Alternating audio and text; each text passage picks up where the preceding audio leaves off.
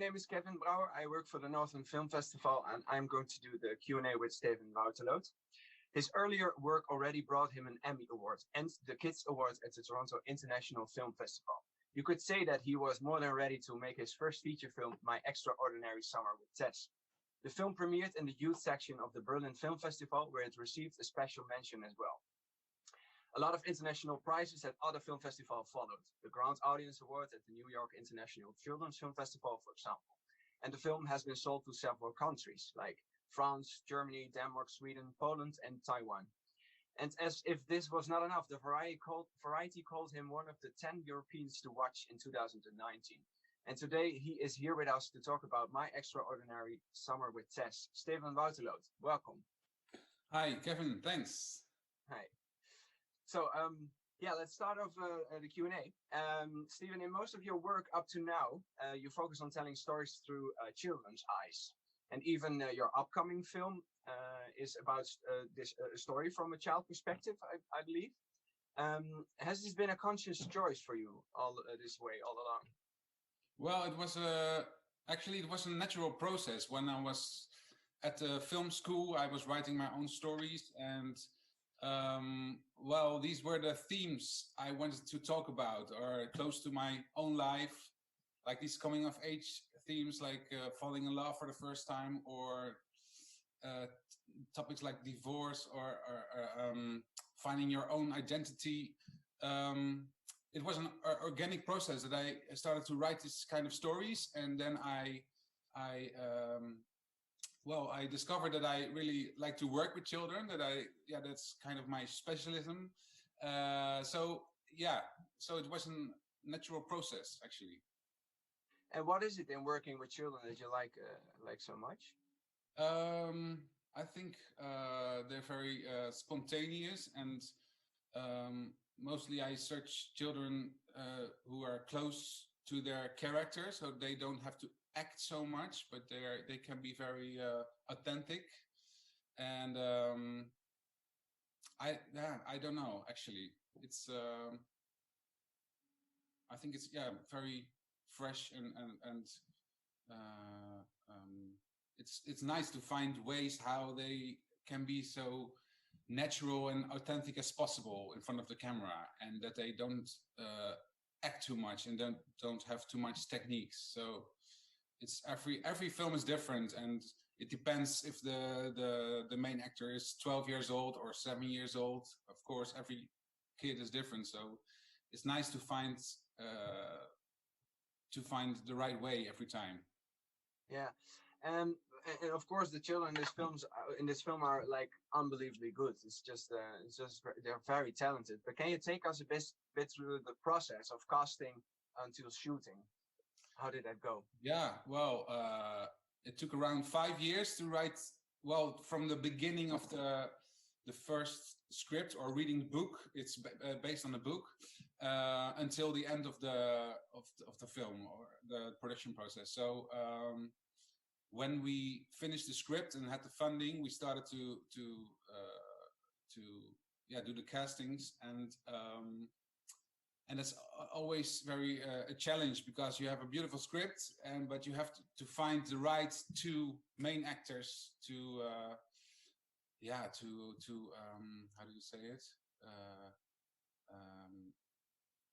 The film dragen, to carry the movie. I don't know if it's right. So, and there are a lot of different emotions in the movie. So first we were looking for Sam, the main actor, the boy, and we had around 30 boys. I think it's not that much. Sometimes you are doing castings with hundreds of kids, but for this role, after 2 casting rounds, there was Sonny van Utteren, and he is a very touching and heartwarming, I think, and he showed different kind of emotions during the casting. So he could also play very funny and energetic, but also very sad and shy. And so I quickly thought he must be Sam, and we were looking for children who are a bit older than they look in the movie and then they play. So they are around 11 years old in the movie, but in reality, Sonny was already 14 when we shot the movie. And Josephine, who is playing Tess, she was 13, because then you have more shooting days, because you have a limited amount of shooting days in the Netherlands, and I think in a lot of countries. Yeah. And from 13 years old, they are allowed to play 24 shooting days. So we had 24 shooting days and one extra day and one extra shooting day without the actors. So yeah, and for Josephine, we were also doing castings also on the island, on Terschelling. But, really? Yeah, but at the end, we there were also good options on Terschelling, but well, Josephine was she's very talented, and well, she is really Tess, I think. So we chose for her, and well, we had castings. Then the second round was with the boy and girl together. So first we had Sonny, and then we had like three girls at the end, and then well, we thought these kids are Sonny and Josephine have to play Sam and Tess. Now, what I also thought was very interesting in the film is that there's so many things in visuals and not in dialogue. So a lot of subtext maybe is in there. But how do you get these children to act in a way, in such a subtle way? Is that rehearsing a lot? Is that also that they give you surprises in improvisation or something? Yeah, it's in for this movie we rehearsed kind of a lot. So it depends. I made the short movie Anything Goes. So that was the Emmy Award movie, and I didn't rehearse at all with a kid who never played before. I thought for that movie and for this kid, and it was the best way. But in this case, it's a long movie with a lot of different scenes and emotions. So and they were a bit more experienced. So Sonny, he played in theater, and Josephine, she did a TV series and a short movie before. So and I'm working with a children coach, so she's helping me to direct the children or to do several practices. And so we had some rehearsal days, and also with the other actors. So and I think when I'm working with kids, I also like to make fun on set, and that they feel comfortable. And I'm also, during the salsa scene, I was dancing with them as well. Or during the swimming scene, I was also like jumping in the water to make them feel comfortable or to make fun at the same time. So yeah, I think every director works differently, but for me, the atmosphere, the vibe on set is very important. And I think especially when you're working with kids, it's very important to create a nice vibe. Yeah. And it's not always possible because you have to work hard, and sometimes you have to do the scene like a lot of times, and they're like a bit tired or something. But yeah, I think at the end they trust me, and we are making a lot of fun. Yeah. And like you already mentioned, the film is an adaptation of the book from Anna Woltz. Can you tell me a bit about how that went? How did the book cross your path? Yeah, well, it was like 5 years ago. Me and Joram Willing, the producer of Bind, we are working together very closely already a lot of years, and we thought we were ready, or I was ready for my first feature film. Mm-hmm. So and we thought maybe there's a beautiful book. So my aunt, she is a writer, and I asked her, do you know maybe a beautiful children book that's so I asked her, and then she came up with this book, and I fell in love with the story actually immediately, because it's very touching and full of humor and excitement and emotions, and serious topics, but with a light tone of voice. I think it's very important, or I like to tell these kind of stories with a light tone of voice. And yeah, so then we decided to buy the rights of the film rights of the book, and I had conversations or meetings with Anna Woltz, and then we were searching for the script writer, Laura van Dijk. Yeah. So then we developed the scripts during like 2-3 years and go to the funding process. Yeah. And how did it work? Because a book is, of course, another medium of another form of narration. And how much did you had to stay true to the book and the translation to the film? Well, of course, we made a lot of changements because, well, film is another medium, but I think the soul and the biggest part of the story is still adapted in the movie, and we added some characters.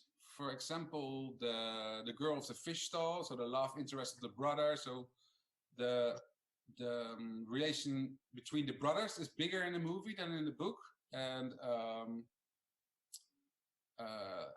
and the secret of Tess, like who is Hugo in the book, it's you know it very quickly, and we decided to tell it much later in the movie. So there are a lot of similarities and a lot of also changements. So yeah. And if you look at your own personal style, because over the years in your previous work, I can imagine that you kind of developed your own voice, your own DNA as a director. How did you take care to still put that in there while it's already an existing story? Was that a challenge for you? Well, I was part of the writing process from the beginning. So first we were writing together, so me and Laura, and then she wrote the final script. So I was very involved in the process, and so it was also my wish to add, for example, the salsa South American flavor, because I traveled a lot, and but we had a lot of meetings, me and the producer and Laura, to create the story and to make it myself, or how do you say it? To put my own experience and my own holiday memories on the islands, or my first time when I fell in love. Well, so I think I could put a lot of myself in the story during the writing process, and also when I worked with the camera, with the DOP, Saul Cronenberg, and you are working with every department and trying to work together and to express your emotions. And what was the most challenging aspect of the production? Like you mentioned the DOP, and there's a shot in there with this split road, which absolutely looked amazing. But is there something that was really challenging, especially for you? Well, in general, it was very challenging to shoot in the middle of the high season on an island, on a holiday island, popular holiday island. So, that was a challenging thing, because to stay there with a group of like 50 crew members, but also to find the right location for the holiday house of Tess or the house of Sam, or there at the beginning there were almost no options. So that was challenging, and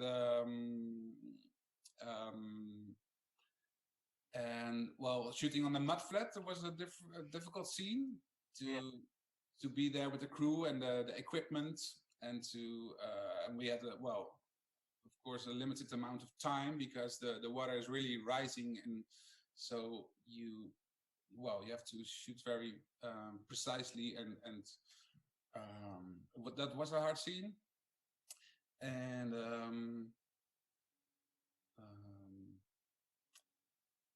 let's think. I don't know. Well, I never knew that it could be that dangerous to be stuck in there. Yeah, it's really possible. Yeah, some people at Q&As, they ask me, like, is it really possible? But it's possible. Yeah. And we already mentioned like filming on the island, but what was for you the specific reason to choose for the island of the Schelling? Well, yeah, it's a beautiful island, and in the book, it's another island, Texel, but we decided to shoot it on Terschelling because I think it's more like cinematic. Like I think there are more like dunes and hills, and it's a beautiful nature. And when I was young, I went there quite often, and the writer Laura van Dijk, she like grew up like every summer on this holiday island, and Joram Billing, the producer, he also has a holiday house there. So well, I think it's a beautiful island with a lot of nature, and also the dunes and kind of wild parts. Yeah. A lot of Dutch people who watch the movie, they say at the end, like, is this really the Netherlands? Yeah, I had the same feeling. Yeah, they don't know that it can be so beautiful, or it looks a bit like sometimes like South America or Spain. Because I know we were very lucky with the weather. Also, we were very lucky with the warmest summer ever. Yeah. So that helped us a lot. But it was also sometimes challenging to shoot on a beach and in the heat.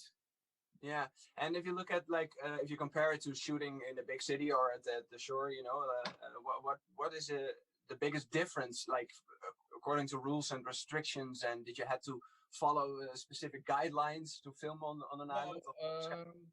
Yeah, I think we had to work together very closely with the people on the island. So we had some people who were very important for us and who made a lot possible for us. So and we had to take care of the nature when we were shooting in the dunes. There was always someone of the Staatsbosbeheer, so of the woods. The national woods, whatever. Yeah. So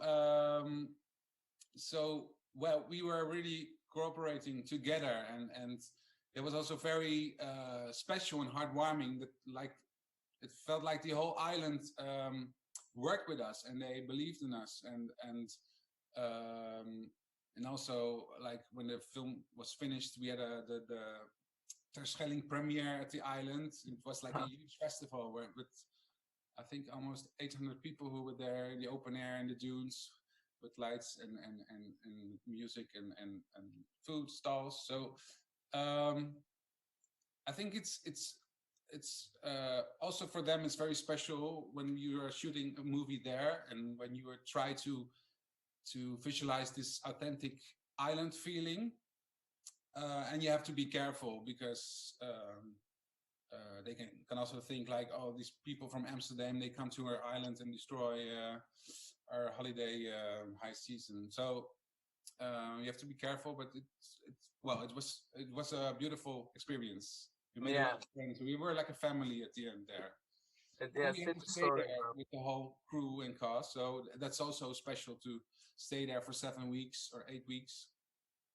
That was the whole shooting period, like 7-8 weeks. Yeah. Yeah. So 25 shooting days spread over 8 weeks. And coming back to the main character, Sam, of course, he goes through, well, I always learned that the main character is the one that goes through the biggest emotional development, which is obviously Sam. And he deals with the overcoming of the fear of death and he's afraid of being left alone one day. Pretty heavy stuff, actually, pretty adult-like stuff also. But is that something you can personally identify with? Or is that something from your own youth? Yes, actually, yes. Yeah, that was also a reason why I fell in love with the book, because I could identify myself a lot with Sam.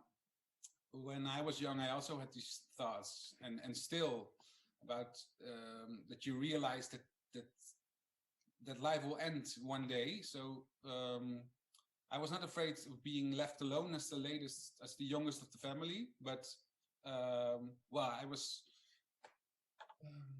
I have the same thoughts like Sam, and I'm also a person who thinks a lot, and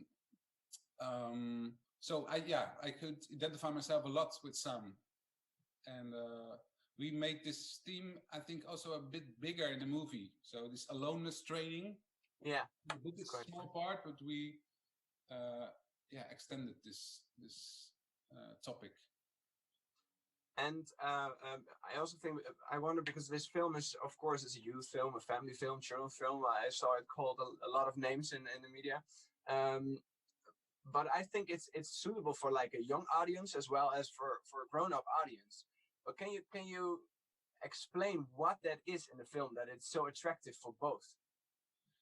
I think it's a layered story, so it's not only about someone who is thinking about the fear of death, or it's not only about Tess who is trying to find her father. So I think it's a layered story with multiple themes, and I think the tone of voice is like not very childish and trying to be cool Exactly. for kids, but you take them as a serious, well, kind of adult audience, and that's what I try to do in all my movies. So I don't call it a children movie when I tell my friends or family I'm making a new movie. Yeah, but children movie sounds so childish, but it's for everyone. And so I think the young audience can handle a lot, or they are very wise, and so you don't have to explain everything. So I think sometimes children movies are maybe a bit too explaining everything. Yeah. And I try to give the space for the viewer to have their own thoughts, or not push the emotions too much with music, or so that's my taste. Or yeah. What was your own personal favorite scene of the movie? One of the favorite scenes, shooting the scene was when the father is playing guitar, and Sam is like smiling and thinking about what if I have never met my father before. So it was very heartwarming. It was at the end of a shooting week, and it was, I think, the first night shoot where we had only two night shoots.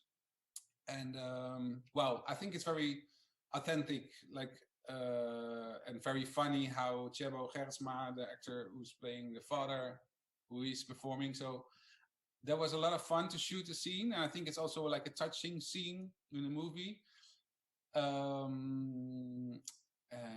I think that's my favorite scene. I have so many questions left actually, but I think we have to think about the time a bit. So what I would like to ask you, what do you want to say to the audience, and what do you hope they will experience after seeing your film? That's always a difficult question. Mm-hmm. Well, I hope that I can inspire people, that people are touched by the movie, and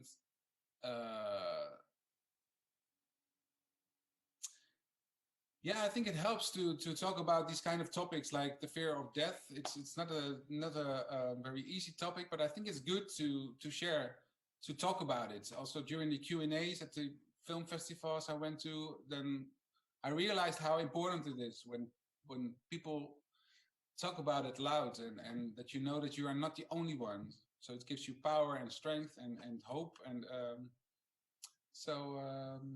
yeah. What was the most amazing feedback or reaction you got from the audience up to now? Well, I remember in Hong Kong there was a boy who was standing up, and he said, like, I don't have a question, but I just want to say that I really can identify myself with Sam, because I also sometimes I feel very lonely, and I am afraid. So that's what I want to say. And then people were clapping, and he was smiling, and so that's very heartwarming, and yeah. I can imagine. Yeah. Future plans, because I also saw yesterday on the internet or Facebook or whatever somewhere that you received a financial support for your next movie. Yes. Is that something you can already talk about, or is that? We are in the writing process. So we have the funding to write the script. Mm-hmm. So it's another children movie, but also for an older audience, and it's a beautiful story. I think it's a mix of reality, but also a bit like a fairy tale, magical, kind of big fish story. Ah, okay. That's one of my favorites. A girl and her grandpa, and the grandpa is telling stories, and well, I'm not going to tell too much about it, but it's more, like a part is a bit fantasy, and that's new for me because most of my movies are very close to reality. Yeah, this is like a mix of fantasy and reality.